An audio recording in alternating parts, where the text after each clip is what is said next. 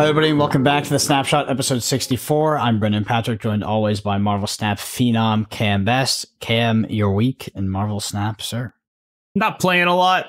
That's the honest answer. I'm my rank is fallen because I'm not touching the game a decent amount. Like, this is a tough metagame for someone like me who prefers not just open metagames, but like certain kinds of strategies and is not overwhelmingly interested in playing a lot of mirrors. So I tend to prefer more open metagames, unless I like really enjoy the deck and enjoy the mirrors that are being played. And, you know, my taste can vary, right? Like, I enjoyed Loki mirrors. That's weird, right? But Thanos mirrors, I have not enjoyed very much. And especially after the release of Mockingbird, I think Thanos is by far the best deck. I think Discard is the only deck that is even in the range. And I think that Thanos mirrors are very frustrating because of the snap dynamics caused by the power of the Mind Stone. Mind Stone just sort of accelerates your game plan, accelerates your Mockingbird in a way that no other card in the deck will. And so it's like, oh, okay, my opponent has the Mind Stone in their opening hand. They hit their 4 out of 18. I whiffed my 4 out of 18. I died instantly and was punished for cubes by it. And I think that specific dynamic of like, because they also changed the Green Stone, which made it easier to play. So now it's very much just like spam stones, stone, and then play good cards. And that's the whole game. And if your opponent is doing that better than you, you are going to lose because they have a 0-5 and you do not, or a 0-9 and you do not. And it's pretty hard to skill diff a 0-9, right? Where it's like, there's this famous thing in Team Fortress 2 where the heavy is like, many men think they can outsmart me. Maybe. But I know no man who can outsmart Bullet. And that's Mockingbird, right? It's like, you get outsmart, you're so much better player than me. I don't care. Here's a fucking 0-9. You give me a 0-9, I'll beat any player on Earth. Like, that's, you spot me a free 9 power in whatever lane I choose. I think that's enough of a handicap that I would confidently say I'd beat everyone all the time. This is my favorite Team Fortress 2 podcast. Dude, the amount of comments we got last week where they were overwhelming. I mean, I would struggle to come up with a topic, game, a subject that was not mentioned in the comments, because this is everybody's favorite. One person, by the way, commented and said, this is my favorite Marvel Snap podcast. Nice, thank you. That was that one person. This is my favorite YouTube comment podcast. It is. It's actually pretty fucking funny. I'm not gonna lie. Speaking of not Marvel Snap, and we'll get back to Marvel Snap soon enough, I have been preparing for the PT, and the what PT? See, that's the thing. That's that word that gets everybody riled up. What PT are you preparing for? A Flesh and Blood PT. But I've been playing. This is my favorite Flesh and Blood podcast. To prepare for the Pro Tour, I've been doing everything I can to not play Flesh and Blood. So we started playing Dune Imperium, the board game. I don't know if you played it, Cam. No. It's actually really good. But I have a question that I want to field out to the audience, because it's a very popular board game. It's one of the most renowned ones of all time. It came out in a digital client recently. Yada, yada, yada. It's pretty good. It's a really good deck builder. I'm really impressed with the game. What I want to ask is, I played this game with a niche group of individuals, like the ultimate card gamers, the ultimate value gamers, like Flesh and Blood World Champions, Pro Tour Champion, and nerds, giga nerds. Does anybody else have a problem with that game where card gamers don't draft cards? So basically there's like a drafting process. And the idea is that you have these like influence that you reveal from your hand. You have this influence of persuasion, and it gives you an allocated resource to draft cards and put them in your deck. Card gamers realize that having the smallest deck possible is why would you want cards in your deck? Why would you want cards unless they're absurdly broken, or they burn bad cards? You have a starter deck. The starter deck is bad, but what card gamers do is they pick broken cards, or they pick cards that trash cards in their deck. They get rid of cards in their deck. And there's like a 5-card river, basically, that you select from. It's kind of like a Rochester draft. And what happens is the 5-card river just bricks because nobody wants to take a card that they can't that isn't overpowered. It doesn't fit into their deck, and it just sits there with like these weenie cards that are bad, and then it like nobody does drafting anymore. So whoever gets ahead and picks the broken card just has a huge advantage. So one thing the game doesn't have, which I wish it would, at least in my current understanding of the game, is like TFT roll downs, where you could pay some sort of allocated resource in order to re-roll the river. You're right. Dune Imperium, a board game released in presumably 1989. No, it's a recent game. It's a recent game. I was like, you're really like, yeah, this board game needs to take notes from Team Fight Tactics. They do, though. They do. I want to ask the audience if they play that game, if they've encountered that issue, because I do think if you aren't playing with like giga nerds, people might kind of not realize that the best thing you can do, what it looks like the best thing you can do, is actually not pick cards. And it felt like a very toxic cycle that people picked up on really quickly. And it was like, shit, we're not playing the game right now. It's kind of weird. But overall, really fun game. And that's been completely detracting from actually preparing for it. Have you seen the movie yet? Yes, I did. I saw the movie. Actually, I saw it twice. So don't tell my friend Sasha, but my friend Sasha came all the way from Australia, and he was like, dude, you got to wait to see the movie with me. I was like, of course, man. Wait, Marco? Yes. Yeah. Okay.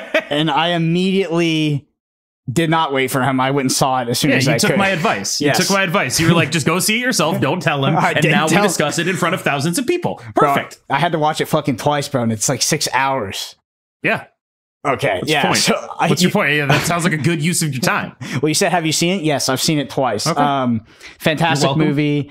It was actually kind of better the second time, because for me, what I like the most about the movie is like the cinematography, and honestly, the costume design is pretty insane.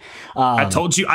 Did you like the fucking gladiator scene? God damn it! I told you would. I was like, great. That was amazing. Fade Roth is just a great character as well. Great character. I mean, like, you read the book, right? Because like in the book, Giedi Prime is like, like typical industrial hellscape, right? I feel like it's kind of like, if I remembered, I thought it kind of reminded me of like the idea of like Mirrodin a bit when I first read it. Yeah. Like, it's just like a very like metallic and highly industrialized like smokestack world, right? Like that's what I thought of, was like, that's what Giedi Prime was. And to like totally invert it in that way, like the Black Sun bit was just like sick. It was a very good way of just being like, yeah, these people are just bad, like capital B bad. I loved it.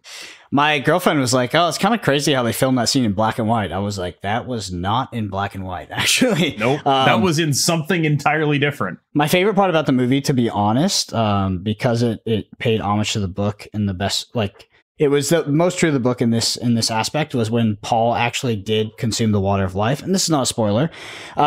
He became that sort of, I don't know, very logical, kind of hardcore, less emotion. Because I thought they would keep him like very emotional, keep like the connection to Chani a little bit stronger to have the audience empathize with him a bit more. But no, he literally turned the corner like he does in the book. And I was actually really happy they did that. I was really worried that they were going to make it, I don't know, a bit more... You thought they were going to woobify him a little bit? I don't even know what the word would be, but I thought they would try to make him more like you could empathize him a little bit more, which is just not the book at all. I mean, half the book is Paul tripping balls on the water of life, and it's just a monologue. So hold on, I want to clarify something. This is my favorite Dune nitpick lore podcast. Okay, so here's my Dune lore nitpick. The essence of the sandworm that they drink. Yep. That's not called the water of life. They metabolize it into the water of life and then use it to have weird spice orgies. But the thing they drink, that's not the water of life. The water of life is after that sandworm stuff has been metabolized. It produces the water of life. Screw you, Denis Villeneuve. How dare you mess up this incredibly important piece of Dune lore? I haven't read the book in maybe a year or two, so I kind of I didn't remember that aspect. But I mean, one thing that the movie really can't capture about the book is, in my opinion, the book is very much a sort of philosophical introspective, and it is very monologue-y, and you can't convey that on a big screen very well. That being said, the movie as a representation of the world and as a cinematic experience, it's probably one of the better movies I've seen. But as Dune is probably, as a person being like, Dune is one of my favorite books, they're not really one-to-one comparisons for me. They're kind of two very, very different forms of media. I'm going to watch the 1984 Dune tonight. I am not doing that. You don't need to trick yourself into that. It's fine. Dude, so have you seen those like YouTube shorts where they're like AI? It's like an AI thing, but it's like an 80s fantasy of like all these new movies, like Harry Potter. General policy on AI is if you're trying to do something cool with it, I hate you. If you're using it to dub Joe Biden's voice over clips of like Call of Duty gameplay, I think that's cool. But if you're actually like, oh, check out my AI, no, I'm not doing that. That's my AI policy. Nevertheless, I know AI is a touchy subject for all of you, but there are these shorts, and people basically they run stuff through the AI to make like Harry Potter like an 80s fantasy movie. The reason I point this out is not because I'm saying go watch the shorts. What I'm saying is that I'd seen a couple of those in the past. I didn't actually know there were movies that looked like that. Dune 1984 is a movie that looks like that. Yeah, it's like the most cliche 80s like dark fantasy 80s sci-fi, baby. Yeah. I want to go see that Fade Rotha. All I know is I saw him pop out of a pod with like this big smile, and he's like, and I'm like, dude, I gotta see that. I gotta see that. I will say, if you're not using AI to make Joe Biden say like just do the entirety of Dracula flow, I'm really not interested in it. That's the only ethical use of AI is in making things that are like intentionally stupid, because like the second someone's like trying to use AI to like actually do a thing, I'm like, no, get it out of here. Get it out of here. You have to be using it in such a way that like it creates this like, you know, it is fake. Like the fact that it is fake is part of the joke. And once you actually start trying to like reproduce the real world or like do content with it, that's what I'm just like, oh, you can't do that anymore. Like you get that's when it's like, oh no, you're doing it seriously. Come on now. And that's the line for AI with me. I'm not necessarily suggesting the Butlerian jihad as a, necessary thing to do, but I am saying I'm open to it. Thou shalt not make a machine in the image of a man's brain. All right. I'm not saying we have to go that far. I'm just saying I'll listen. You're a big fan of Joe Biden X Run the Jewels AI mix. I am a fan of neither of those things. No, I've never listened to that. Is that a thing? I mean, I'd imagine it's a thing. No, I just tried to think of the most sacrilegious combination of something that you were a fan of, but we can make it a thing. God, am I a fan of Run the Jewels? Like I've seen them live a couple times. But you got the T-shirt on the podcast. Fan. I'm pretty sure I've seen the T-shirt on the podcast. I used to be like a pretty big fan, but like over a certain, I don't know. I feel like, and this is something that basically the entire fan base disagrees with me on. Their best album was their first one, and as they leaned more into their shtick, they got worse. And so, like, I enjoyed when it was clearly two people figuring themselves out on like Run the Jewels 1, and then it gradually got like. I won't say it became a parody of itself, but I do feel like especially Killer Mike became a little bit of a parody of himself. I think I mean, this is like I feel like Dune is like somewhat of a niche reference, but shit, you're going down like the Run the Jewels. Yeah, we're like 20 minutes into this podcast. We haven't talked about Marvel Snap, which is like, we started with that, but we'll go back to it. Let's talk about this balance patch. First off, we have Elsa Bloodstone. Used to be a 2/3, is now a 3/3, and it says each card you play to fill your side of a location gains +2 power. Okay, I'm just trying to figure out how this templating changed. Anyway, what do you think about Elsa's 2/3 to 3/3 here? It's a better card now. It's not like a great card, but it's a better card now. I think it's like a small change, but here's actually the thing. Like, I think people were finally trying Elsa with hope, and I think it mostly sucked. But I think maybe if this change had come like 2 or 3 weeks from now, it would have been better received because people hadn't realized that it sucked yet. And so now they're like, oh, you took away our Elsa hope stuff. And it was like, buddy, that was trash. You shouldn't have been playing that in the first place. But if they'd done this like 3 weeks from now, I think everyone would have like cottoned on to the fact that it was in fact very poor. And now I think current Elsa as a 3 is like an actual playable card. And I would call it a notable buff, in my opinion. All right, next one is Meek, which is a 1/1. It's still 1/1. Before it said after each turn, if you discarded one or more cards, gain that much power and move. It now says when you discard a card, this gains +1 power and can move next turn. Actually, a very significant buff. I know. And an already good archetype. This one was surprising to me. I was surprised by it too. You think it's too much? Let me put it this way. If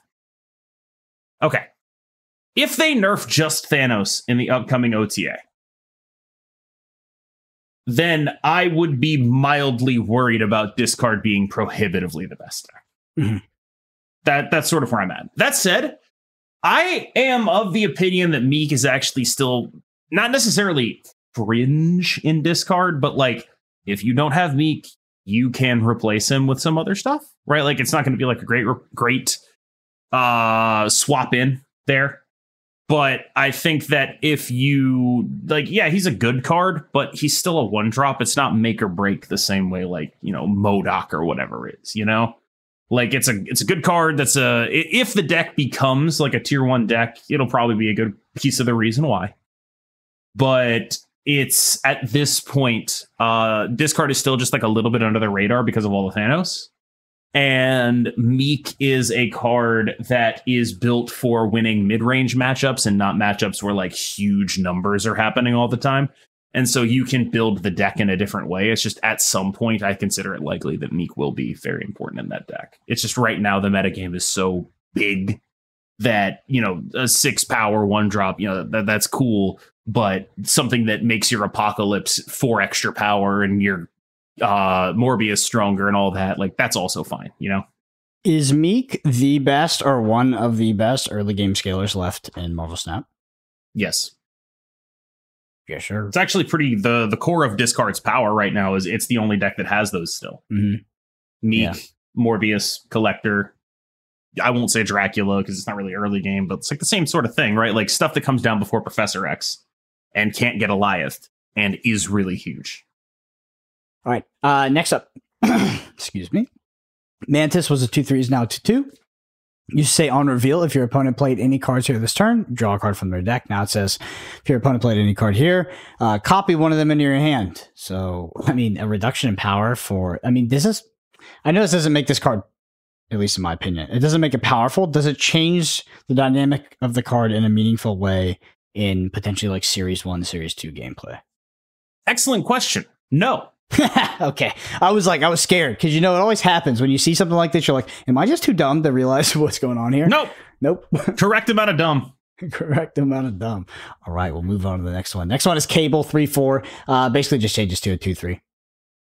Actually kind of impactful. I am of the opinion that, I've been playing a lot of Cable in various Loki stuff where it's like, you know what? Why wasn't this a 2/3 originally? Like 2/3 draw a card. That's pretty cool. You get some snap equity sometimes. You get to Loki it away. If you're not playing the card, you'd get off a Mirage. Like if you're just like going into a Loki the next turn, Cable's a better card because you just have the 3 power. I don't know. There's some arguments for it. Yep. My instinct is that over time Mirage will win out, but a lot of that is just like, you get the card from Mirage, it discounts your Mockingbird, maybe stuff of that nature. But I think Cable is good here, legitimately. Like 2/3, that's probably where he should have been the whole time. And I'm just happy I got to play him. He's got like his little X-Men upside right now, right? Mm-hmm. Like he's got the little AVX bonus. Sure, cool. Next up is Time Stone. So Time Stone is used to say on reveal +1 energy next turn, draw a card. It was very core to Thanos, and it has changed to on reveal, draw a card and give it -1 cost. So I remember seeing this, and I think I'd seen like someone's take seeing this. I'd seen their opinion prior to maybe it was when Mockingbird came out, or very soon before, or very not long before. And they're like, "Oh, this is such a big nerf." It is a big nerf, but how do you feel about it in regards to the new metagame and Mockingbird being released as well? Is it kind of no big deal? We've already talked about at the beginning of this podcast that Thanos is the best deck, but you can maybe talk a little bit more about why he is the best deck in the context of this nerf. Because Mockingbird makes up for it. Yeah, 0/9. Like, when you look at what this nerf does, it, in my opinion, is a significant hit to what Thanos used to be, right? And if you look at like what Thanos is now, it is, you know, noticeably different, right? Thanos is a deck that is now playing, you know, like 2/2 drops. There's a Psylocke in basically all of these lists now, especially without the Time Stone in there. It's a deck that's playing like multiple 3 drops. There's a Hope and a Mobius in basically every list at this point. It's a deck that is playing at least a Cull Obsidian as a 4/10, right? Like this is no longer just 1s and 6s. These are there. Some of those 6s have become cheaper cards, right? You're playing like Vision and Professor X and sometimes Devil Dinosaur. Like you're playing a bunch of different stuff. You have like 3 6s instead of 5 6s, right? And that is a consequence of this, right? Mm-hmm. But Mockingbird makes up for it, because what this did is make the way in which Mockingbird works more easy. Now you don't have to be like, I need to hold this Time Stone. Why would you hold it? It tells you to play it. The card says play me immediately, right? And that's what Mockingbird wants you to do. And so like where there would have been tension with Mockingbird and this card, like, oh, I need to play this out so I get the Mockingbird, but there's tension because I need to hold it to get the extra value out of it. There's now no tension, and the deck just becomes very simply play a bunch of stuff, do something unfair. That's the deck. There's no like, oh, I need to hold this. There's no, oh, I need to think about anything like this. I actually asked a couple of high elo players, and they were unanimous in telling me that this is a nerf, but only if you're good at the game. Like if you weren't already playing Thanos like that, like thinking about, you know, when do I need to play Time Stone? What is my game plan in this game? How do I accelerate out the things that make it work the best? Like all of that stuff, right? Then this is a huge buff for you, because if you weren't thinking about that shit anyway, your way of playing the deck just got way better. You just play some stones, buddy. There's nothing to consider. And there's not even like dynamics where it's like Scar or anything like that. So like Thanos is now a deck that has, you know, 2 3s, 2 2s, 2 4s, 3 5s, right? It's like Psylocke, Jeff, you know, Hope, Mobius, Shang, Cull, Mockingbird, who's not really a 5, but she costs 5, the Professor X, Vision, and then it's like 3 6s, right? That's a far cry from what Thanos used to be, and that's because of how damaging the nerf here actually was. But Thanos can recover for that by playing a 0/9, which is good. Do you think every deck archetype in the game could recover from playing a 0/9? Yeah, I think if every deck had access to a 0/9, that would be good for the deck. It would just be better than every other deck if it just had a 0/9. I mean, this is like the frustrating thing about Thanos Mbird, right? Where it's just like, that card's probably pretty strong if Thanos doesn't release with, like, if it's not doing this. But we'll never know until they do something about Thanos. I have like probably a 15-minute rant in the chamber about how Thanos is the biggest design issue in the entire game. Send it. I'm not sending the whole thing. I'll TLDR it for you. It does too much shit, man. There's too much overlap with Thanos. Like, okay, let's just spitball with me. I'm gonna name a thing that Thanos synergizes with. You shoot me back another one. You ready? Okay. Cards that don't start in your deck. Plays big cards. Ramp. 1 cost Legion. Move. I don't know. You're missing like ongoings. 1 cost cards. Like it has all this inbuilt synergy such that, or even like there's stuff like Blob, right? Just having a big deck. like there's just yes, I saw your face. I get it. Thanos has big deck synergy. But like there's just like so much space, right? Where it's like everything else that uses, like if you are as a designer and you're like, I would like to explore this space, right? You make Mockingbird like, I would like to explore the space of a card that goes well with the shield cards. And it's like, sorry, buddy, you can't do that. Thanos exists. Yeah. And like you make Blob and you're like, I would like to explore the space of a card that eats your deck. And it's like, well, you can't do that. Thanos exists. And it's like you make a card like even like Professor X or Goliath, right? Like you can't do that. Thanos exists. Right? Like those cards aren't really all that good outside of Thanos. You can't do it though because Thanos exists. Yes. And so you just end up in this weird bullshit spot. The core design of Thanos, I think, like in its origin was, hey, cantrips are too powerful. So cards to draw cards are too powerful inherently in Marvel Snap. So let's make a deck that has cantrips, but it has a huge downside. You have all these bad 1-cost cards in your deck, and in order for them to draw additional cards, you have to play them onto the board, and it's going to consume all your board spaces. But if you put them all on the battlefield, you get this big payoff, and you get a 6/20. I feel like that is just not where Thanos is anymore. Because clearly the stones were powerful in themselves, like too much. They were too powerful, so they weren't enough of a downside.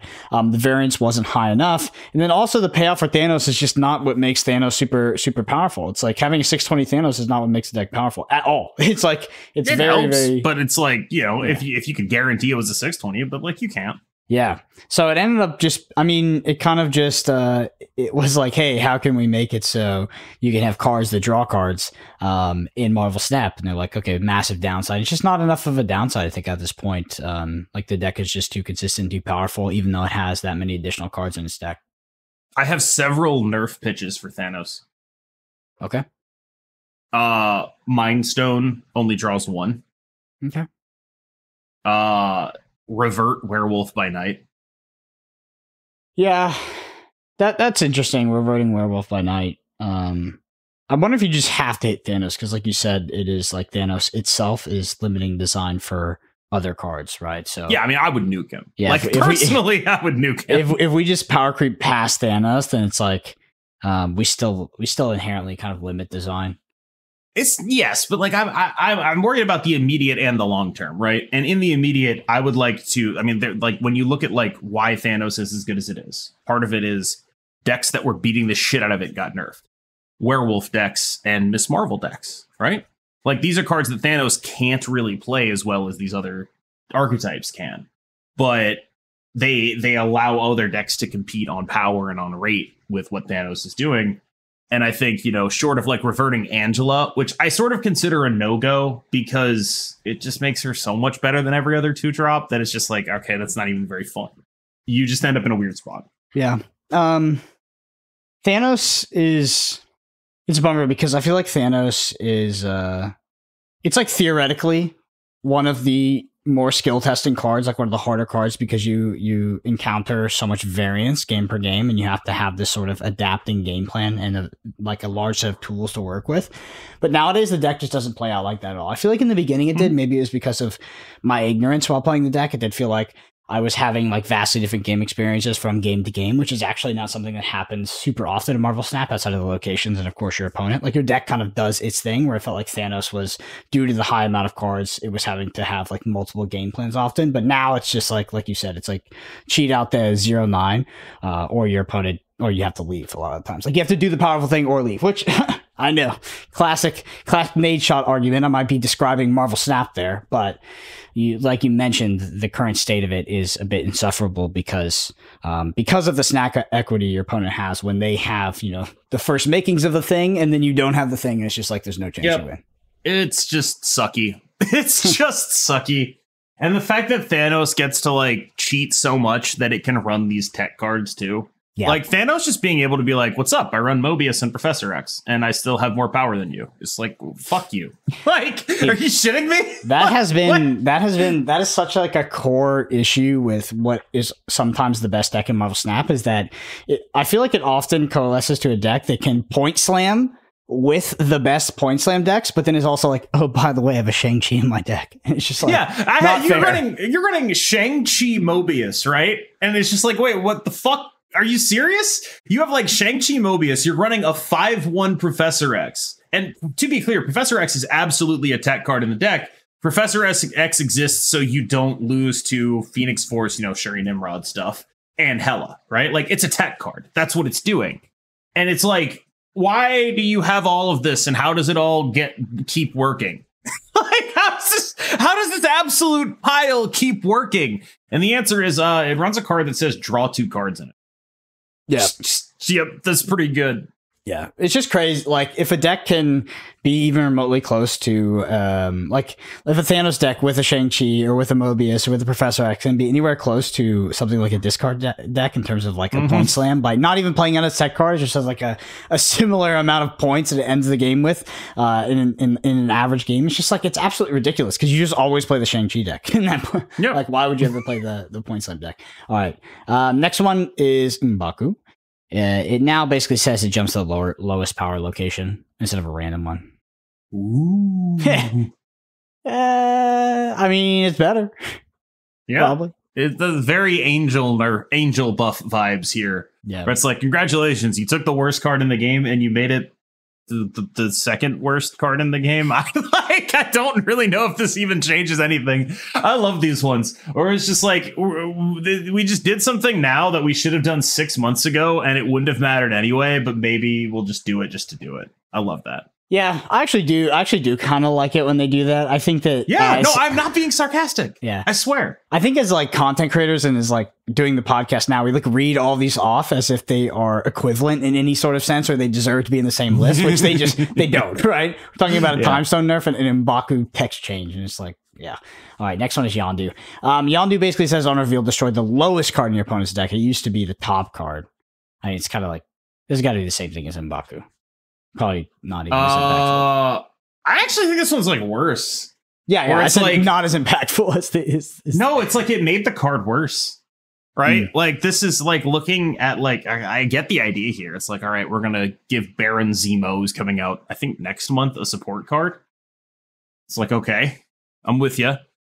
I'm also with the idea that, like, you know, Yondu sucks and no one is really playing him. And if you were playing him, you were probably not getting a lot of value out of him. I said this in a YouTube video and someone responded like, what? So I think Yondu is good, therefore I'm bad at the game. And it's just like, you know, kind of. like I don't. It's funny because not bad at the game, but as it's a like content creator, like, you're so. I feel like you're so socially expected to like placate that and be like, no, that's not what I meant. But like, yeah, kind of a little bit. Like it's not necessarily like you're bad at the game, but like you're misevaluating this aspect of it, right? Where it's like, you're placing too much importance on the surprise times when it hits something good and not enough importance on the times when it hits something not good and helps your opponents draw something good, because you can see the results when it's good and you write off the results when it's bad because you don't know if Yondu was the card that, you know, thinned their deck such that they actually drew the card they needed, right? Like, but logically speaking, like you assume, you know, let's say you're like the comment I'm thinking of was like, I think about all those times where it hit like the key card in their combo, right? And it's like, yeah, so let's say there's like, you know, 6 cards left in their deck and you hit the key card in their combo, and for 5 out of those 6 times you're not hitting the key card in their combo and you're making it more likely for them to draw it. That's my. And so it's like, yes, it's my favorite. It's my favorite Timmy sample size when they take anecdotally they take all of the they take into account all the times where it hit the key combo, but then somehow leave out all of the times where it did not hit the key combo. And like just mathematically speaking, like you play a Yondu on turn 1, you're looking to hit maybe 2 out of the 9 cards remaining. In other words, every other time, it's drawing them closer to those key cards that you were trying to play this card to prevent from happening, right? And so it's like that's really, really, really tough, right? It's 8 cards remaining, but you see what I mean, right? Like 75% of the time, it's just like, okay, that's it. But in deference to those people, like, all this did was remove that. Like, now you can't even cope yourself into playing this card. Like, doesn't that suck? Because like you know, like this has been like an ongoing thing. Like people talk about like the Yondu argument, in as much as it's a legitimate argument, but at least they are, like, I will say this for the Yondu people, at least they are thinking critically about how they're building their deck and about what they want the cards in it to do. And they're thinking about how to use this underutilized piece in a way that damages their opponent in a unique form. And it's like, okay, that's good. I like that they're thinking about that. And now they can't think about that. They were just like, actually, Yondu can't even do the thing people cope about anymore. There's nothing exciting about this card. Now, just like, why? Why? Did you guys like test Baron Zemo? And they were like, we need a Yondu support card for this? Like, is that what happened here? I don't get it. This it's a process in terms of like getting past that little logical hump that is certainly the foundation of the Yondu argument. I remember when I first started playing Magic, There's nothing I hated more in this world than mill, because I would see my win conditions be milled, and I was like, fuck. I would like lose the game before my deck was empty. Not really taking into account the holistic thought, which is like, oh, okay, all the times it doesn't hit my win cons, it actually gets me closer. Happens a lot in Lore Con. I'm just trying to give you all ammo for the comments here, because there's cards that interact with the top of the deck and they put them into the resource, and you know, people are like, oh, but what if that top of the card? What if that card was the card I needed to win the game? And it's like, the only thing you can tell them is that the top of the card in the deck and the bottom card, unless you put a card down there, they're equivalent. They're absolutely equivalent. They're basically the same card. They're equally likely to be they all have the same permutations of what card they could possibly be. So if you mill the top card, it gets you equally closer and equally farther away from your potential needed card. Like, that's a hard one to get, but that is a consistent like logic sort of issue that players have in card games. It's pretty hard to get over. Right. It's like, I don't want to call people bad for thinking Yondu is good, because it's not really what I mean. Like, I'm doing the content creator thing, right? But what I really mean is you are misevaluating the situation. Yeah. Right? That doesn't mean you're bad. You could be great at a bunch of other shit, right? Like, I misevaluate situations all the time when I'm streaming and I'm like, I should stay here and I should not stay here. Like, this is not like the end of the world. It's anyone who's on like Yondu's team Yondu over here, right? Yeah. It's just that this is sort of, you know, mathematically not how that works. That's all. Mm-hmm. Card game vernacular is just inherently hyperbolic, like unplayable. Yes. Like, how many things do you hear are unplayable? Like, of course, they're fucking. I call everything unplayable. Right now, if you ask me, I would say like every card except like approximately 27 of them are unplayable. Yeah. And although it's not a nice way to put it, when you say someone's bad, it doesn't mean they're bad. It just means like, I disagree with you strongly. Yeah, it is a tough thing being like a hyperbole machine. It's just like very much how I talk. I don't know why it transcends every fucking card game though. Like, every card gamer speaks like that. It's bizarre. I am reading a series right now that involves like magic, and when you are awakened to magic, you cannot speak lies. If you say something that is a lie, it ends up, you know, like someone can be like, I have proven that is a lie. You are forsworn and you lose all your power.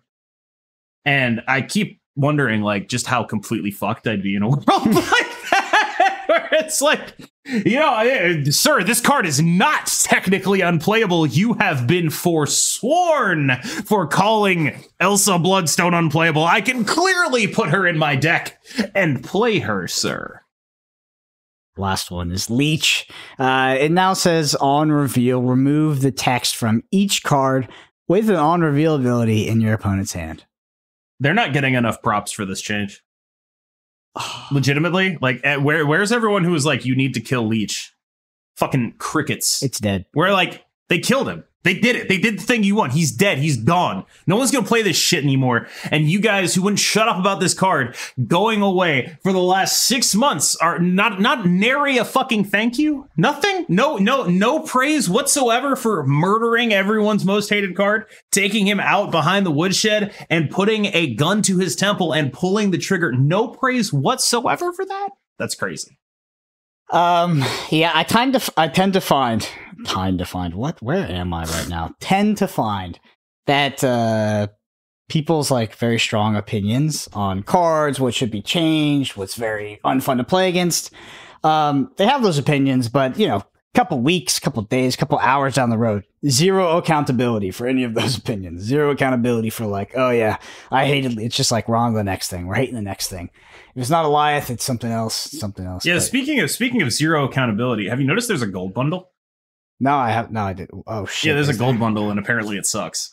They did a gold bundle. Apparently, it's like bad value. And now, instead of complaining about no gold bundles, it's like, how dare you release this bad gold bundle? And I feel like this really gets to like the heart of what this disagreement about the gold bundles is actually about. What it's about is, I need good value. Yeah, you set the market. I want my game cheaper. God damn it, give me my discount. That is it. It is 100% that. You know, it's funny. We had Lambie on the podcast last week, and I think it was you who said it. But you're like, we're talking about like, there's nowhere to spend your gold on. And you're like, You can spend it on fucking credits in the shop. Yes, it's right there. And I was like, oh shit, that's I had forgotten that was a possibility. I'm not going to do it because that's bad value, but I had forgotten that was a possibility. It's all about the value. Hey, I just want to play a cheaper game. Like, geez. I just want my game to be cheaper.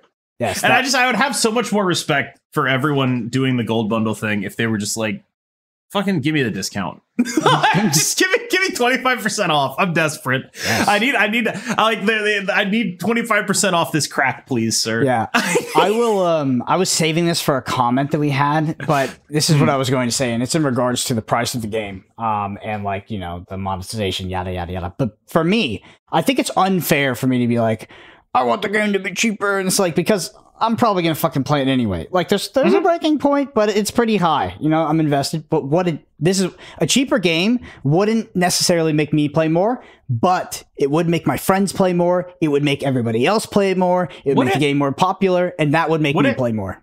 Yes, for sure. Like, I think that like my tolerance is unusually high. I think your tolerance is unusually high because part of our identity, our social interaction, like a lot of. Much more than just like pleasure, you know, playing a phone game is tied up in Marvel Snap for us. So I think our tolerance is way higher. No, I agree. I'm not disagreeing with that. I'm talking about the presumed positive effects of lowering prices. Yeah, I think it would make so the only one that I can really speak for is I do think it would make my friends play the game more. But that's a group of friends with a demonstrated high tolerance for spending a lot of money on card games. Not really for digital. I would say they have a lower tolerance because they know that there's paper alternatives and derivatives that are better value and like hold value, and like, you know, it's kind of a better ecosystem overall. But ultimately what I would say is like, if they played more, I would probably play more. Like that's my biggest lever for like, should I play Marvel Snap, is like, is there a community? Like, do I have friends? Like, is there a reason to play this? Because if it's just me versus myself, like infinitely in perpetuity, it's much less interesting to me, especially when it's expensive as well. But yeah.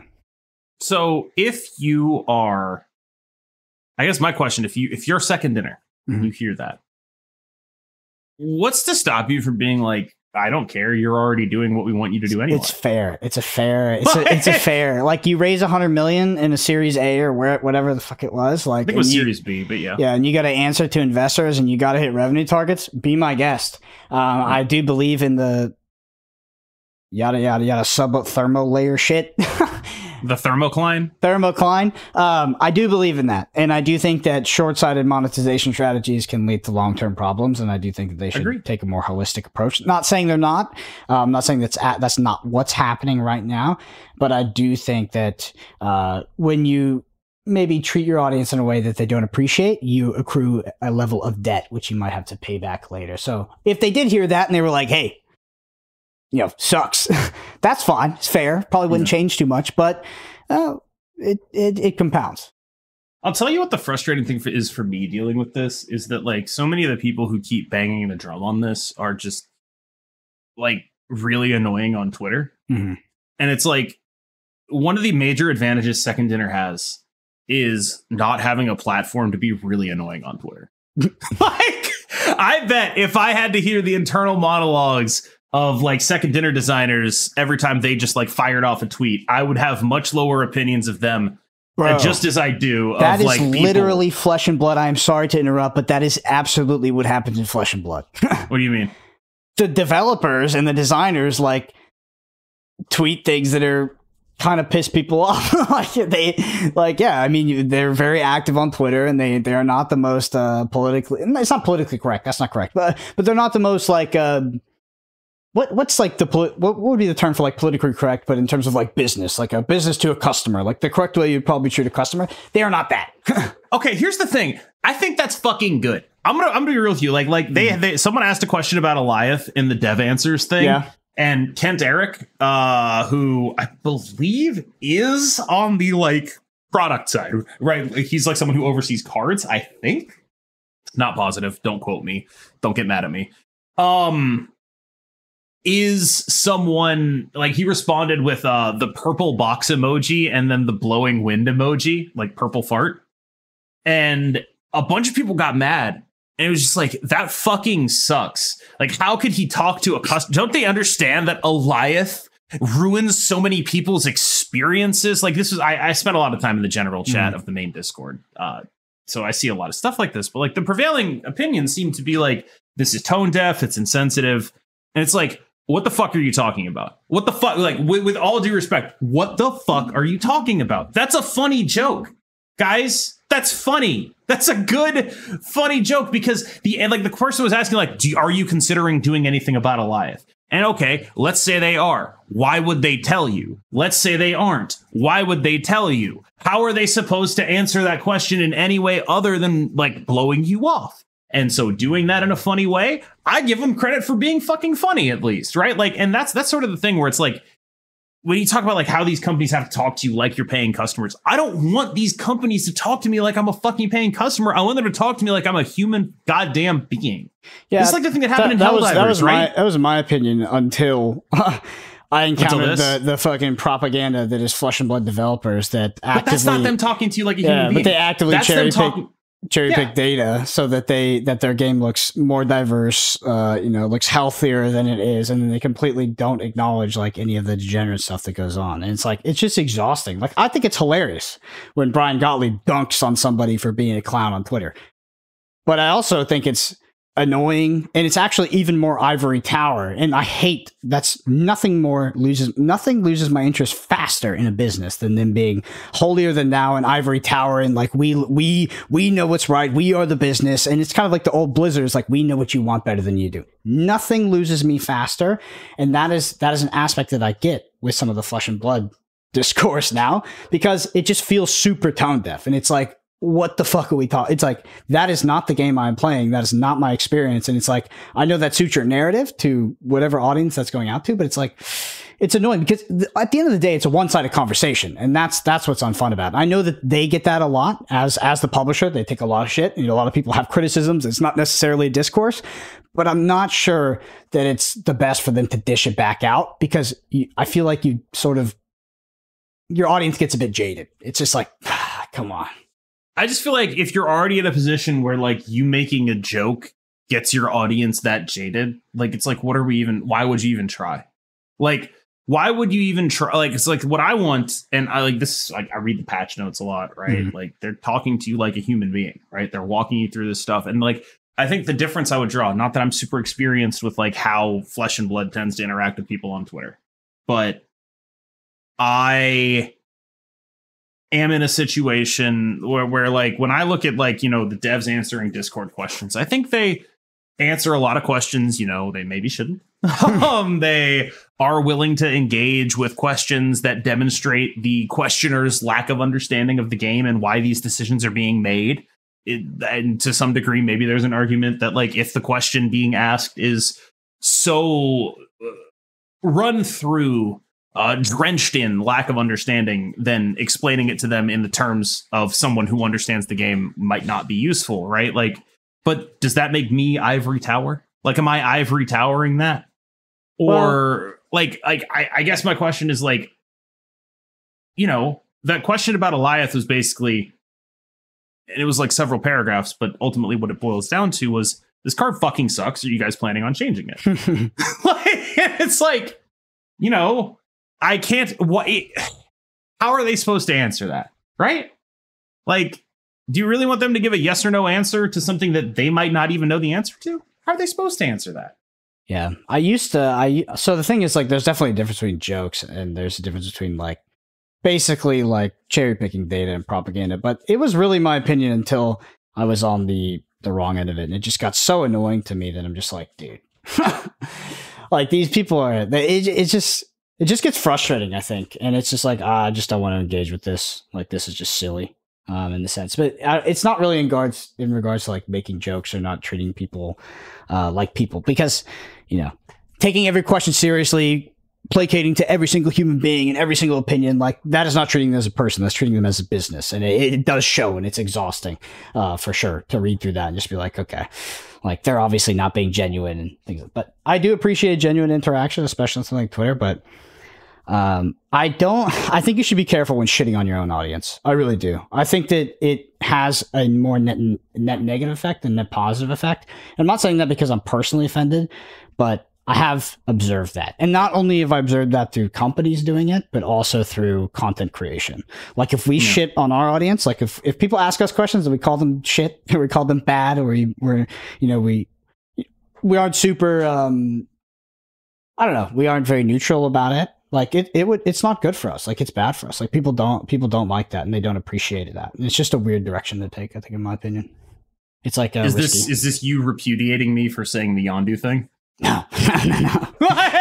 No. I'm saying it's not good for us. It doesn't mean we can't do it.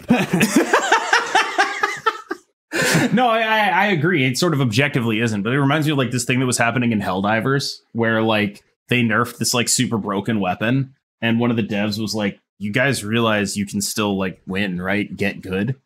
And everyone just like, how could you talk to me like that? And it's like, it's very frustrating for me to watch like people who will like vociferously defend gamer spaces being, you know, unpleasant, right? Like filled with like slurs and shitty discourse. But then when a dev talks to them in their language, right? It's like, how fucking dare you? We go like full Karen, right? And that's what frustrates me a little bit about like Marvel Snap is like a lot of people who I think like would otherwise understand a human being talking to them like this, like an answer from a human being as an answer from a human being and not as like this all-knowing, all-powerful dev.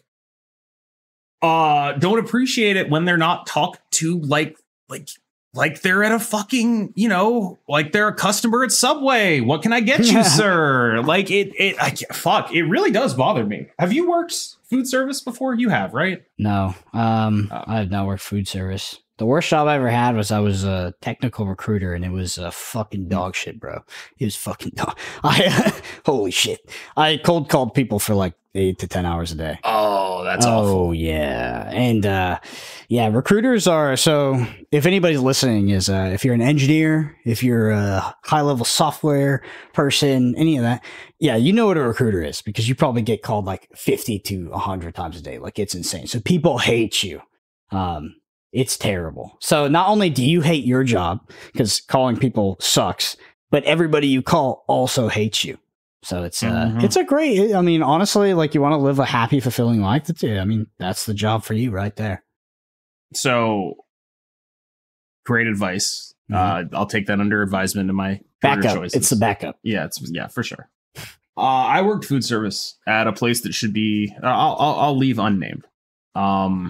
And it like was one of those places where like, you know, you had to smile at every customer who came in and say, welcome. Damn. It had a bunch of signs up there, like not necessarily like if you have time to lean, you have time to clean, but like that, but with a smile. Like it was like all about motivation and stuff. It was kind of a hellscape, right? And I will tell you that one of the things that bothers me most as a content creator is people like talking to me like I work for them. And it's like, I do, kind of, but like, I feel like, and I'm serious when I say this, this is a job. It doesn't define my relationship to you. Yeah, I look at it like, so I get plenty of nasty comments over three podcasts per week. Not a lot, but enough. This is my favorite 3 podcast. Yeah, it's enough. I do look at it like I work for the people that consume my content, but I also look at it in the way that I don't have to. I think a lot of people treat content creators like they will keep creating content and like they have to. Yeah, that's absolutely not the case. This example of this is people putting on tournaments in like early stages of card games, and then people getting pissed off because the tournament isn't run to like 100% like perfect efficacy, or there's like there's like a hiccup or something. It's like people forget that those people don't have to be there, and this is not a guarantee. And I've seen like really well-intentioned people be chased off like for no good reasons, and it's unfortunate, to be honest.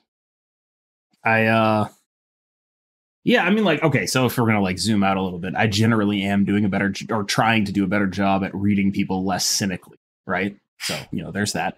But yeah, it's just like, you know, like this is, I really do feel like people feel an ownership over what I do in a way that can only be described as similar to food service, where it's like, they feel a sort of, and this is obviously like not everyone's a shitty person at food service, you know, but it happens enough and you remember the bad ones.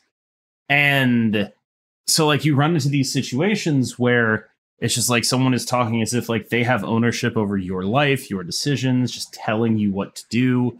And it's like, at least with a job like this, I can be like, no. Like if someone's like, KM, do this, I'll be like, no. KM, play this deck. No. Like I don't do that. Whereas when I worked food service, I just had to shut the fuck up and take it. Yeah. It's interesting on the internet because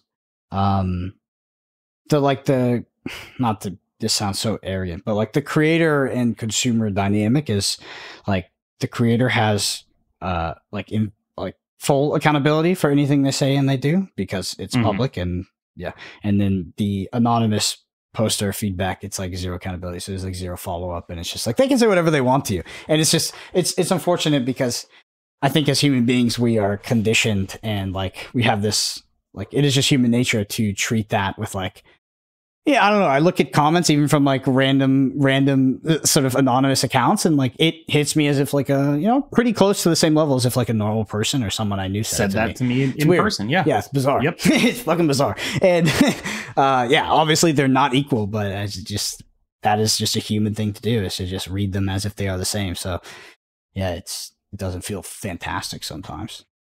Yeah, like I tagged on to my I was like, I'll look for some examples here. I tabbed over to my YouTube comments. Here's one. So sad your darling Loki not one anymore. It's just like, what? Like, dude, I sometimes I just like it's the miracle of life to me is that some people exist on, like, sometimes I read things, I'm like, is this person real? Like, not necessarily like comments that are made towards me, but just in general, I'm like, there's a human being that thought this thought and wrote this thing. And I was like, this is wild. There's another one that's like getting mad at me for using the word interregnum. And I used it correctly. I don't even know what that word means. Like the period in between, reigns, right? So like there's a king and there's an interregnum period where no one's king. They're trying to figure out, like, they're jockeying for power, and then someone wins and they become the next king. The period in between it is an interregnum, right? It generally describes like a sort of lawless or sub perfectly functioning society in a space between two rulers, right? And I was using it in the context of there was an interregnum period between, like, Thanos being number one and Thanos being number one, right, which is the correct goddamn usage of the term. When people are mad at me because I know a big word, fuck you. I'm gonna have to, so like, on YouTube there's timestamps. I'm definitely gonna I'm never done it before. 64th episode of Snapshot. I'm timestamping this as tangent. This significantly we have finally gone enough off topic where it gets its own section of tangent. Usually we just weave it in. The Dune conversation, was it? No. That's standard. Come on. Okay. That's standard. All right, let's go bend and snap. First one is Sultan of Swing. Is that the name of the band? That's the name of the band, right? Not the song. I know that from the nickname Babe Ruth had. That could be it as well. I'm sure there's a band. No, Babe Ruth is a Sultan of SWAT. Okay, Sultans of Swing, I believe, is a band. Like presumably rock band. No, it's a Dire Straits song. Oh, okay. See, it's a song. Fantastic song, by the way. Question for the next podcast: Do you all think traditional move is one good card or one big change away from being tier 1/1.5? Nope. Raggett showed that this deck can go very tall, and depending how the meta shakes out, I feel like this deck could be good. Wait, is that what you're defining as traditional move? The fucking the bounce move deck? Is that tradition? If that's traditional move, then maybe I would look at Raggett's deck in Snapfan World Championship and say, at least in 2024, that is my definition of move. Interesting. So when I think of traditional move, I think of, like, I'm playing Craven and Vulture, and I'm playing Heimdall on the final turn. Wait, he did play those things, though. Yeah, but he was playing like a bounce thing. Wait, did he have Craven in there? Yes. He didn't have a Craven. No Craven. No but Craven. Vulture. So, yeah, he had the payoffs, but like, there's no Craven in there. There's a Heimdall. There's a Heimdall. You throw Heimdall in your deck, move. That's a move deck. Okay. I mean, if that's what you're defining as it, I think it's like, oh God, I actually like that deck. I'm not gonna lie, but I think it's like less one card away and more like fragile but good. Does that make sense? Yeah, doesn't have Shang-Chi. And it gets out. I mean, I've played a version of it with Shang-Chi in the Hercules spot, right? Like, that's totally a thing that you can do. It's just like it ends up in this weird spot where it's like, you know, there are good matchups, there are bad matchups. It's a good points deck. You can play it. I don't know what one card would make it better, though. Like, I find it hard to envision one card doing that. I don't know. Something like, I don't know, just some busted archetype card, I guess. It gets but like, what would that be? Whenever you move, gain 10 power. Okay, yes, that would do it. Hire me. Next one. Next one. Hey, Glenn's going to be on next week, right? No. Week after next. Week after. 2 weeks from now. Yeah, next 2 week weeks from now, you can make that pitch. Next week is Pro Tour. You got to, everyone listening and Cam, you got to remind me, we're doing a question. We're doing a question, mailbag next week. Because I have to go to the Pro Tour. So submit your questions on YouTube. The more off topic, the better. For your favorite Flesh and Blood podcast. You know, because we always stay on topic in the normal podcast, we'll make an exception for next week and we'll happily go off topic.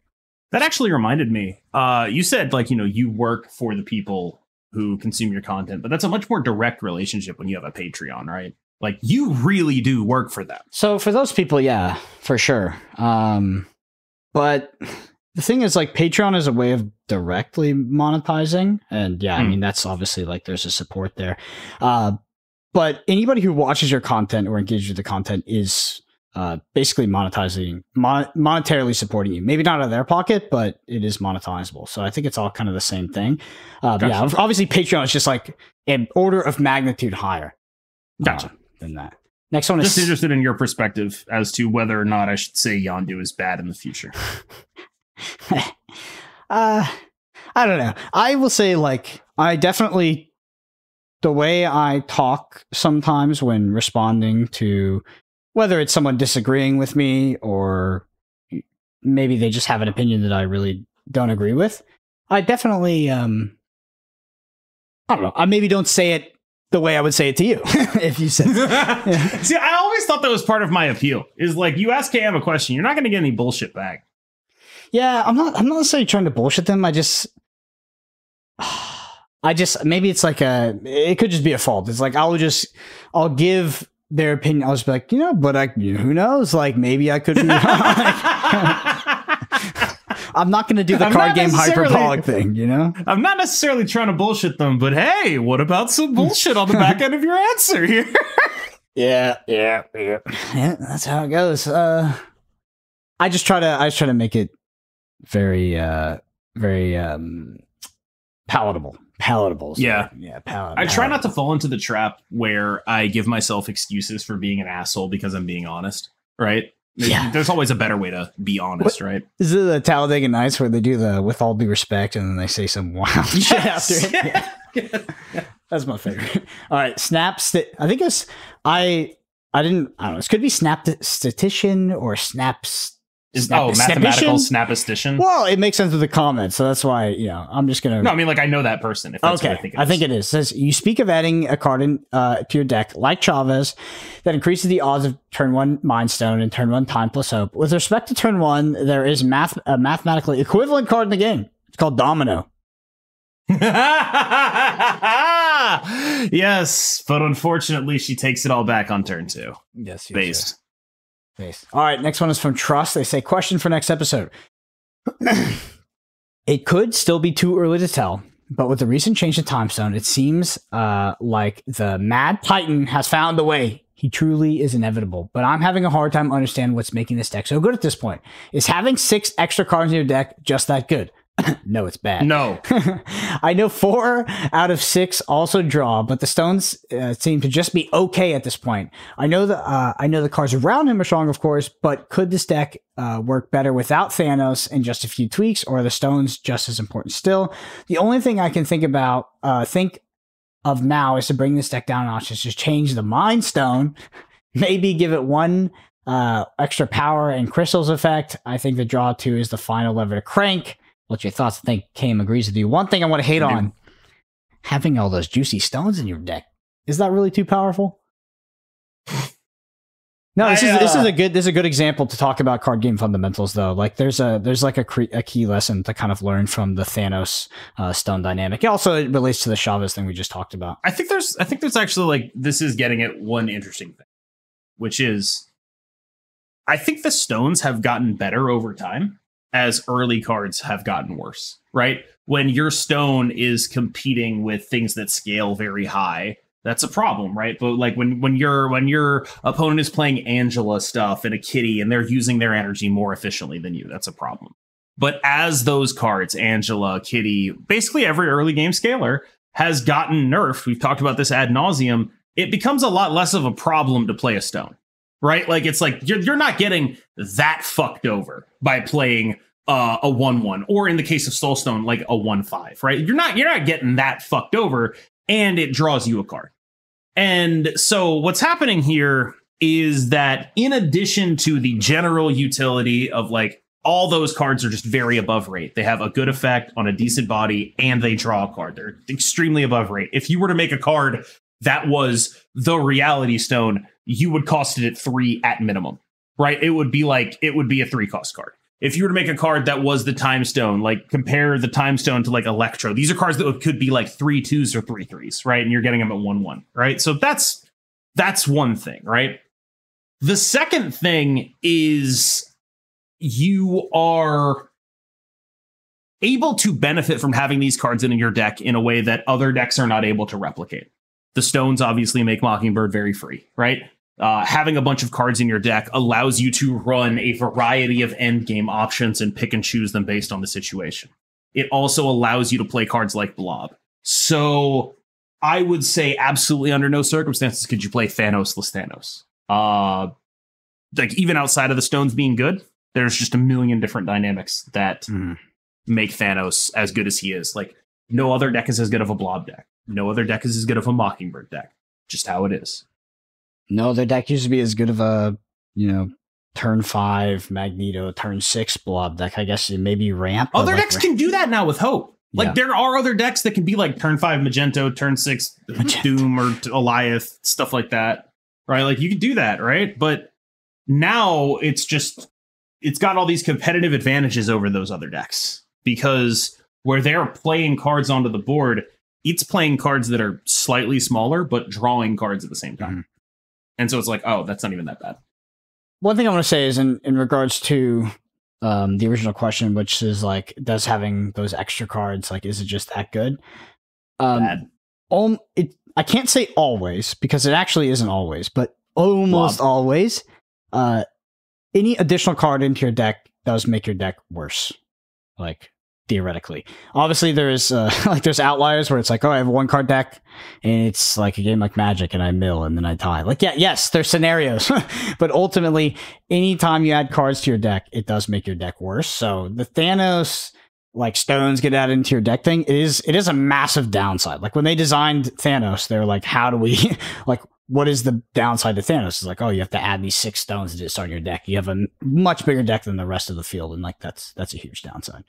All right, next one. Next one from Helix. They say draft mode game thought.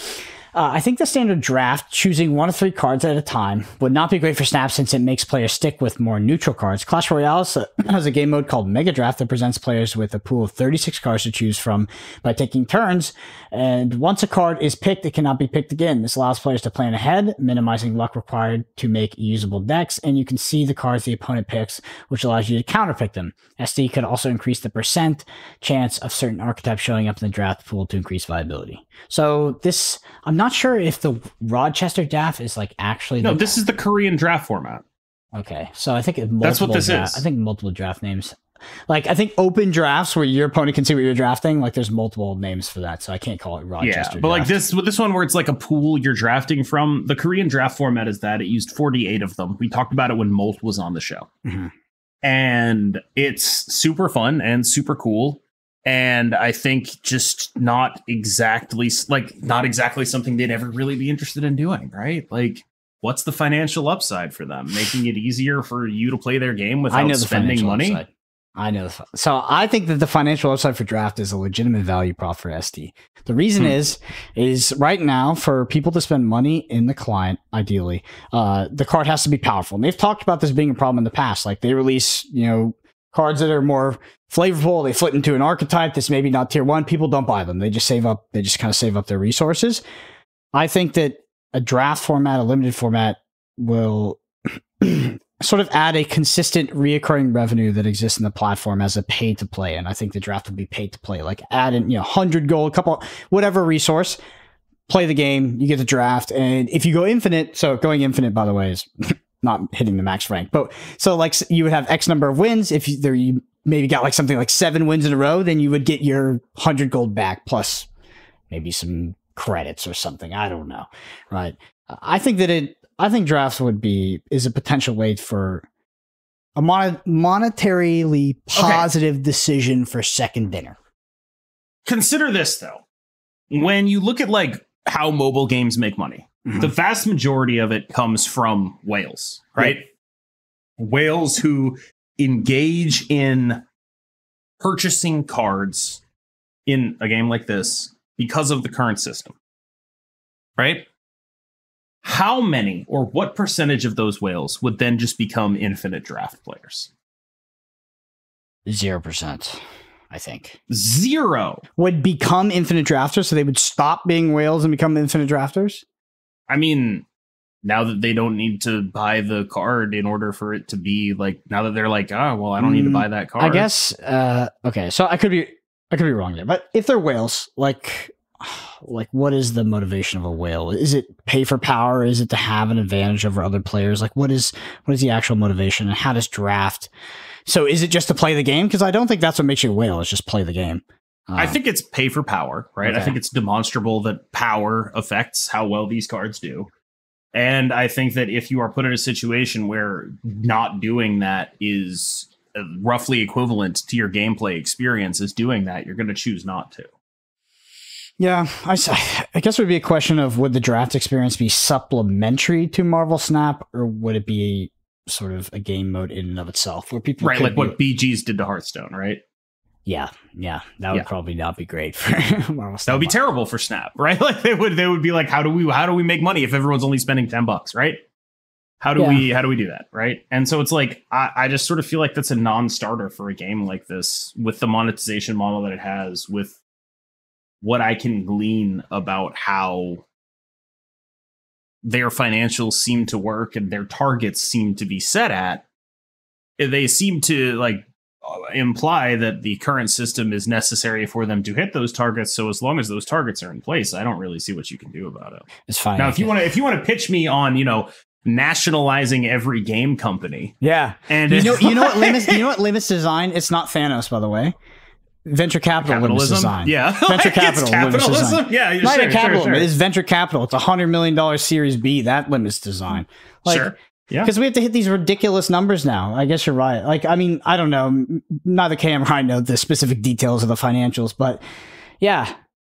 That is going to be an unfortunate thing about Marvel Snap that will limit design, is they have to meet astronomical revenue numbers. You can't if you're going to do the Magic analogy, you can't make commons and uncommons. You have to make mythics. Every card's got to be a mythic. And it's like, well, okay, how do you do that and not power creep the game? And it's really difficult, right? We saw that in Black Order month, where it's like, those are like 4 cards that are like, these are good and exciting, but not necessarily like power creeping the game, except 2 of them did. Cull Obsidian and Proxima Midnight, right? Like it's hard. It's hard to do. And then the fucked up thing about that month is everyone complained all the cards didn't matter. You're looking at a month where like probably 3 of those 4 cards that released are in the 2 good decks right now, and people are like, well, that didn't fucking matter. And it's like, what the hell do you even do? In a world where releasing Cull Obsidian, Corvus Glaive, and Proxima Midnight counts as like boring. How the fuck? How do you fucking release cards for those people? Nuts. It's interesting because we just had that conversation, and Marvel Snap is a free-to-play game the other day. Yeah. I love like the inhale. Yeah, like I guess technically. You can. It's not the game I'm playing, but shit. You're welcome to try. All right, next I one. mean, Marvel Snap is effectively free to play for me in the sense that I have like 50,000 credits and 27 caches. So, like, it's a free to play game for me. Yeah. Next one is I opened Mockingbird in the first cache, by the way. Fucking whitelisted. One bang it. You know, I like to stay on less than 4 keys. That way, I can just gamble for the right. You gotta feel something. Yes, it is funny because like we've talked about it ad nauseum as well, and we had a whole podcast devoted to it. You always want to open with 4 keys, but let's be real. There's a big difference between those weeks where you 1 bang it or you 4. There's a big difference. True. There's a big difference. This is my favorite. We talked about this already podcast. Dude, the comments are going to be unreadable. I'll say that. Be my Remember favorite. to leave your questions because we want to do a mailbag episode next week. Don't forget to reiterate that. Next one's from Sleepy. They say, as an free-to-play player, I'm currently pretty heavily invested in the Thanos deck from a resource perspective. If SD nerfs us into the ground, they might. It is likely that one of the resources is to build a different deck. Any advice? Next time you see that Mockingbird is on the track to be released, complain before it comes out. No, I mean, like, okay, so you're saying like heavily invested in the Thanos deck, right? First of all, I doubt they actually managed to nuke it. Let's be real. Like, they tried twice. They were like, Lockjaw, Greenstone, gone. Yeah. It's still here. So I think it's I think I don't want to hear any tears from Thanos people before it's happened, you know? Maybe after it's happened, give the rest of us fucking 5 minutes without having to deal with Grimace in our fucking faces all the time, and then I'll listen to your complaints. But for now, I feel like, you know what? I'm sorry you're in that position. I don't think it's gonna stick. Hey, I'm gonna be real with you. I just don't think that sticks. I don't know what they're gonna do, but I don't think it sticks. You're in that position, but hey, let's be real. Nothing lasts forever, and you're on top of the fucking world right now. That's the best I can do. Yeah, it's like, oh god, I'm winning so hard right now. But what happens when I start winning slightly less? Can you help me? What is the name for the time between kings? The interregnum. So how do I avoid the interregnum? How do I maintain my reign as a Thanos player? Oh my god, yeah. How do I just keep Thanosing people? You could just be the Tanjo of Thanos. Or it's like a 48% win rate deck, but you're rank 1 with it. Yeah, in reality, Sleepy, that's like a really hard question to answer because like that is kind of the cycle of the game, is that they nerf nuke the best deck and they nerf nuke good cards. They don't nuke it though. That's the thing. Well, like I've never seen them actually straight up nuke anything, and every time they put it into tier 1.5, as Lambie would say. Yeah, okay, that. Not as Lambie would say, as in actual tier 1.5. Like, they put it in an actual tier 1.5. They make Thanos like actually just like kind of mid, and you can still play it, right? Like, I think that yes, it is. I will say it is very frustrating how Thanos decks have just been like, you know, the 8 latest cards released, like Shang-Chi, Thanos, Jeff. Then it's just like the 8 most recent cards, Shang-Chi, Thanos, Jeff. Yeah, that kind of sucks, right? Like I get it, but it's definitely like not the end of the road for Thanos, probably, no matter what they do. I don't know what they could do to nuke it bad enough that would happen. Yeah, and that it's also an interesting question in the sense of like, when I first read it, I was like, oh, what other tier 1 deck can you audible to? And I'm like, wait. You don't have to play a tier 1 deck. You can play a tier 1.5 deck. You can audible to fucking Thanos. Yeah, you can. You're gonna be fine. Yeah. All right.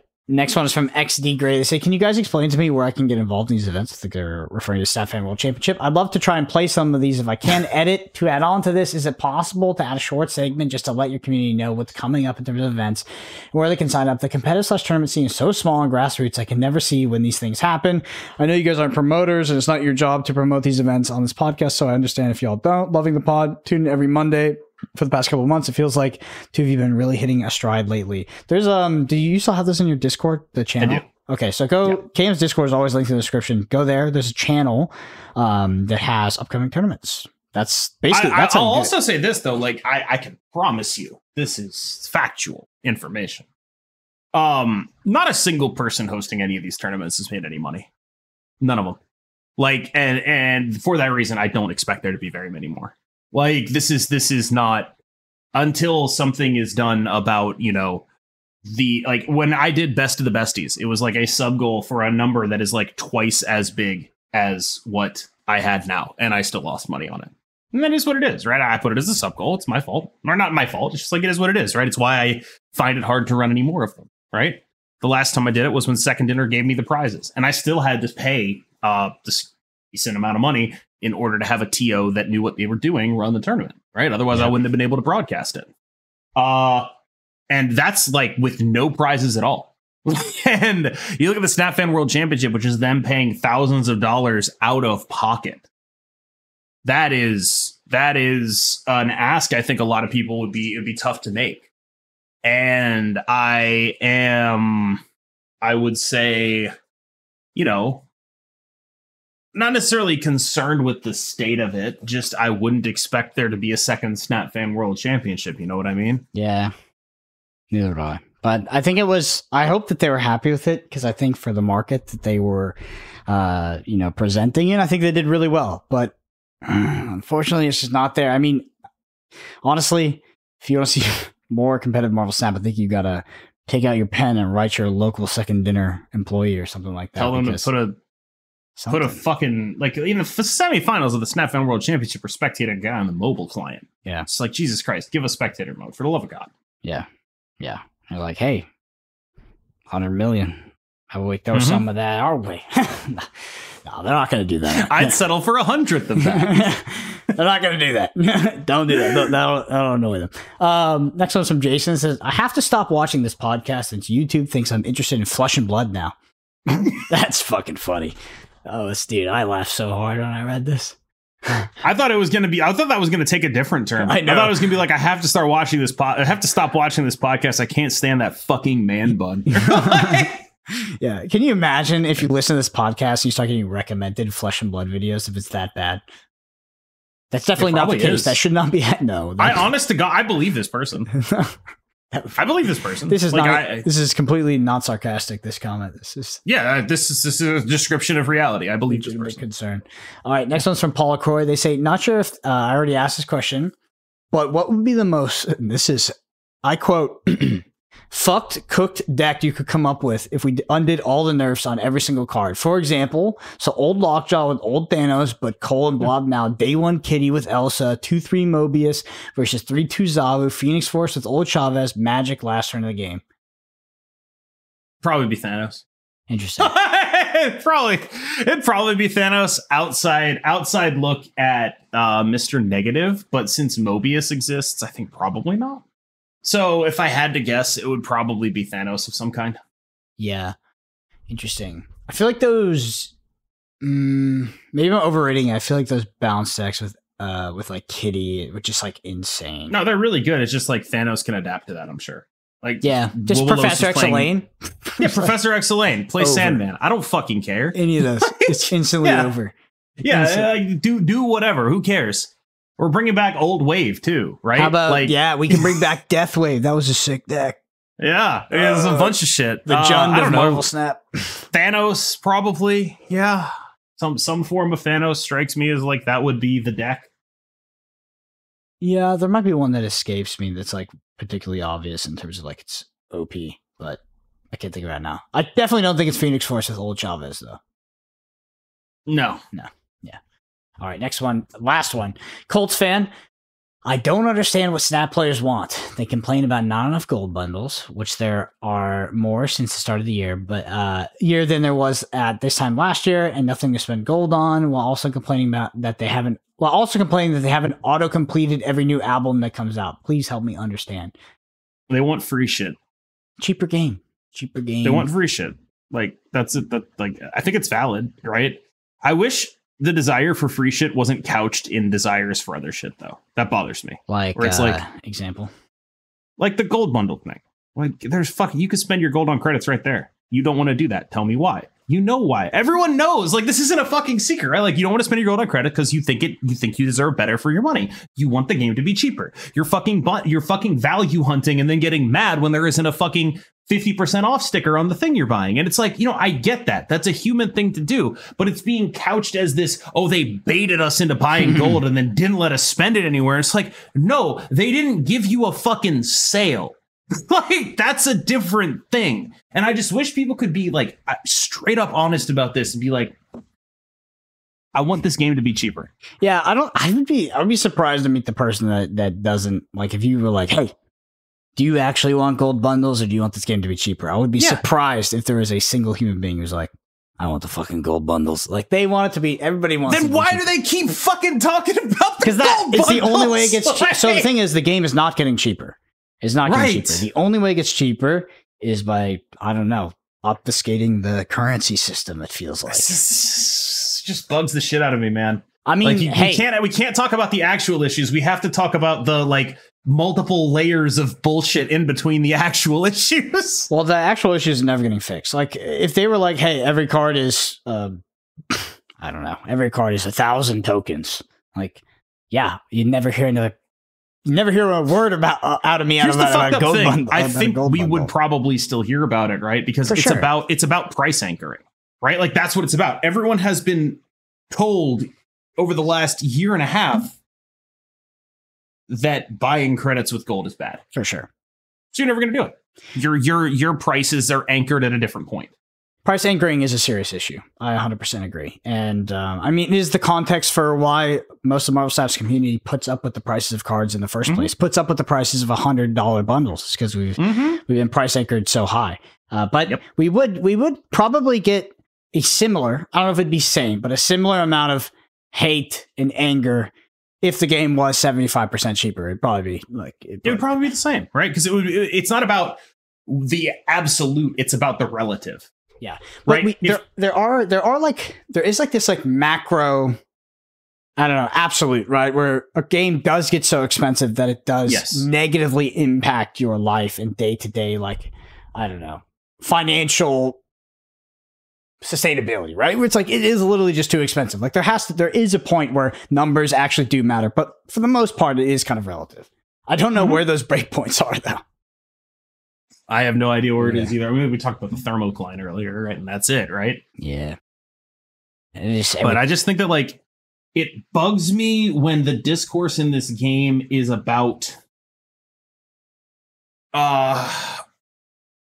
like fake things instead of real ones is the best I can describe it, right? Like, they released a fucking album with a 6,000 token variant, and it's like, okay, why do people think that there's not gonna like? Why do people think it's not gonna happen? A year or 2 years, almost 2 years in this game. Why do people not think they're gonna get? Oh, God forbid you're gated by price out of an emote. I have it muted anyway. I don't care. Yeah, Marvel Snap.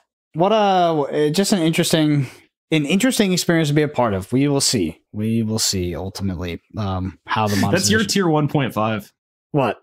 An interesting experience to be a part of. That's your version of Lambie's tier 1.5. Yeah, of like, holy God, please don't make this the standard price for all games going forward. Lower the price. That's too much. Lower the price. The thing is I feel like I am more comfortable deploying financial resources to games than, I don't know, what I would consider normal people.